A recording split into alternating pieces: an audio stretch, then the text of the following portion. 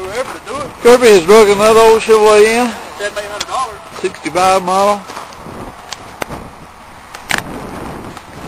Real nice truck. Real nice quality truck. Nice and blue inside. Nice truck. Solid floors. 3-speed on the column.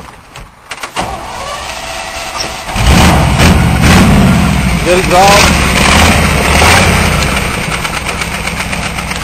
Nice truck. Yep.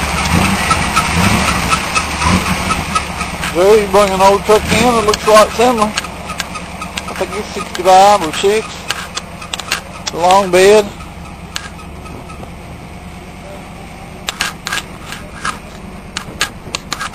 Two good trucks up here at 89 speed shop. This one, lowered in the front, lowered in the back now, and we're ready to go to town, I think.